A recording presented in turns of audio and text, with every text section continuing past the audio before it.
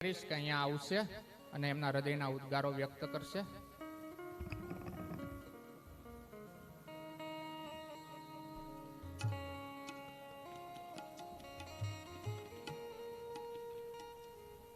બોલો સ્વામિનારાયણ ભગવાનની જય, હરિકૃષ્ણ મહારાજની જય, લક્ષ્મીનારાયણ દેવની જય.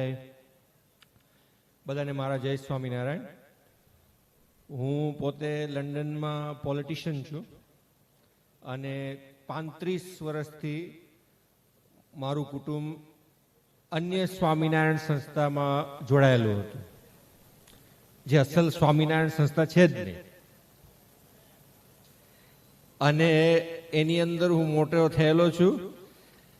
પરંતુ જ્યારે મને વડતાલવાસી હરિકૃષ્ણ મહારાજનો અનુભવ થયેલો અને અહીંયા જે દેવો પ્રગટ છે એનું જ્યારે મને પ્રતીતિ થઈ, અનુભવ થયો અને બધા મારા સંકલ્પ પૂર્ણ થયા, ત્યારે મને ખબર પડી કે હકીકતમાં તો અહીંયા જ ભગવાન બિરાજમાન છે. પછી મને નૌતમ સ્વામીજીનો છેલ્લા 15 વર્ષનો જોગ છે, પરંતુ એમને મને કોઈ દિવસ આગ્રહપૂર્વક કીધું નથી કે કિશનભાઈ આ ખોટું છે, આ સાચું છે. કોઈ દિવસ આગ્રહ મને કર્યું નથી, પરંતુ એટલું જ કીધું છે કે અહીંયા જે ભગવાન છે ને તને ક્યાંય નહીં જોવા મળે, માટે અહીંયા આવતો રહેજે. 10 વર્ષે આ વસ્તુની પ્રતીતિ મને થઈ છે. 10 વર્ષ સુધી મેં એમના દર્શન કરેલા છે, 10 વર્ષ સુધી શાસ્ત્રનું વાંચન કર્યું છે. ત્યારે મારા મગજની અંદર કર્યું કે હકીકતમાં મૂળ સંપ્રદાય જે મહારાજશ્રી જે દરરોજ વાતો કરે છે, દરરોજ એમને વાતો સાંભળું છું, દરરોજ આને આ જ વાતો કરે છે કે મૂળ સંપ્રદાય જે છે એ આપણું ઇતિહાસ છે, એ સત્ય છે. અને હું બધા, મારે કોઈ નામ નથી દેવું, આ અહીંયા સ્ટેજ ઉપર મેં નૌતમ સ્વામી પ્રોમિસ કરેલું છે, એટલે કોઈ સાધુ, કોઈ મહાત્મા, કોઈ મહંતનું, કોઈ પ્રમુખનું, કોઈનું નામ હું દેવા નથી માંગતો, પરંતુ બધાના અનુભવ મેં કરી લીધા છે. અહીંયા જે સત્ય છે એ ક્યાંય દુનિયામાં નથી. મારા ઘરે આવી ગયેલા છે, મારી ત્યાં રોકાણા છે, મારી ત્યાં બધી વસ્તુ થયેલી છે. પરંતુ આ જે દેવ છે પ્રગટ છે. બીજા લોકો પુરુષમાં પ્રગટ હોય ભગવાન એવી વાતો કરે છે, પરંતુ હકીકતમાં આ મૂર્તિઓની અંદર, આચાર્યની અંદર, શાસ્ત્રની અંદર જે પ્રગટ છે ભગવાન, એ ક્યાંય બીજે પ્રગટ જ નથી. એ તો બધી બનાવેલી વાતો છે. માટે આજે મને બહુ ગર્વ થાય છે કે હું આ જાહેર સ્ટેજ ઉપર વાત કરું છું. સ્વામીજીની કૃપાથી હું માધવપ્રિયદાસજી સ્વામી સાથે પણ એક ગ્રંથ લખું છું મૂળ સંપ્રદાય ઉપર, સ્વામિનારાયણ ભગવાન ઉપર, જે હકીકત લંડન પાર્લામેન્ટની અંદર એનું ઉદ્ઘાટન થવાનું છે મહારાજશ્રીના હાથે.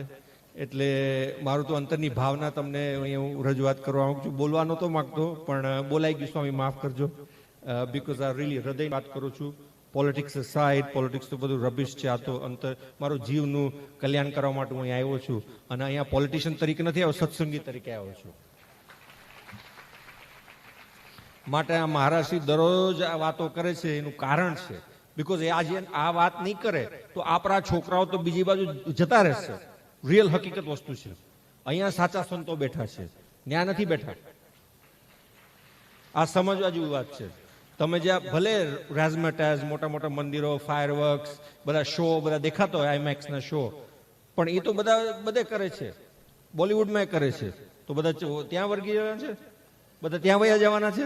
હકીકતમાં એ જ્ઞાન અહીંયા જ છે. જેમ મહારાજ હમણાં બોલ્યા કે શિવજીનું મંદિર હોય, કાશીમાં મંદિર હોય, કંઈ રાઝમેટાઝ વાળું ફાયરવર્ક મંદિર નથી હોતું, પથ્થર આમ જૂનું જ હોય છે બધું, પણ દેવ સાચા છે.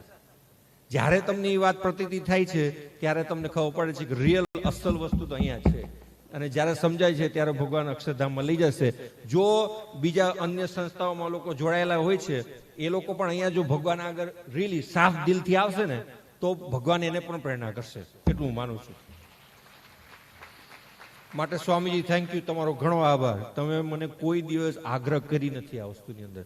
તમે કોઈ દિવસ મને બદલાવની વાત જ નથી કરી. મારા ઘરે આવીને તમે આરતી પણ ઉતારી છે, પણ કોઈ દિવસ મને વાત નથી કરી. હકીકતમાં એ તમારી ખાનદાની પણ કહેવાય રિયલી. અને એ વડતાલના સંતો મારા ઘરે કેટલા આવી ગયા છે, કોઈ દિવસ તમે મને બદલાવની વાત નહોતી કરી.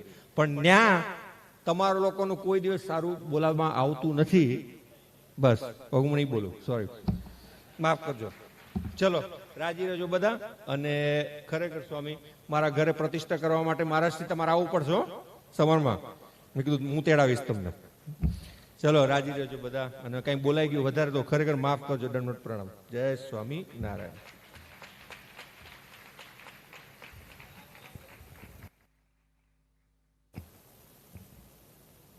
કિશનભાઈ દિવાણીએ એમના હૃદયના ઉદ્ગારો વ્યક્ત કર્યા.